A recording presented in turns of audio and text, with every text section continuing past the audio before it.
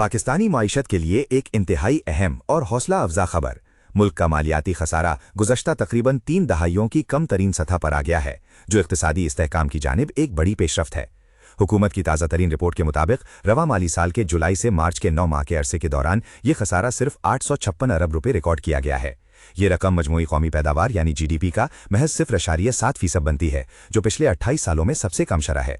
इस नुमाया बेहतरी की बुनियादी वजूहात में सूबाई हुकूमतों की जानिब से हदफ से ज्यादा सरप्लस फंड्स की फराहमी, पेट्रोलियम डेवलपमेंट लेवी यानी PDL की रिकॉर्ड तोड़ वसूलियां और हुकूमती कर्जों की मद में कम अदायगी शामिल है। ये मालियाती नज़्म-ओ-ज़ब्त एक ऐसे वक्त में हासिल किया गया है जब पाकिस्तान को मुताद्दिद इक़्तिसादी चैलेंजेस का सामना था। एक जानिब दिफा, पेंशन और हुकूमती सब्सिडी जैसे अहम शोबों के अखराजात में इजाफा देखा गया, तो दूसरी जानिब मजमूई कौमी पैदावार के मुकाबले में हुकूमती रेवेन्यू का तनासुब भी कम रहा। इससे वाज़ेह होता है कि पेट्रोलियम मसनूआत पर आयद लेवी ने मालियाती खसारे को काबू करने में किस कदर किलीदी किरदार अदा किया है।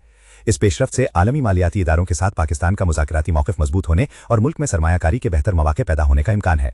ताहम माहिरीन का कहना है कि अगरचे ये एक मुस्बत इशारा है, लेकिन पायदार और देरपा मुआशी इस्तेहकाम के लिए हुकूमत को अब भी अपने मासूलात के ज़राए को वसअत देने और गैर तरक्याती अखराजात को मज़ीद मौसर तरीके से मुनज़्ज़म करने पर खुसूसी तवज्जो देना होगी।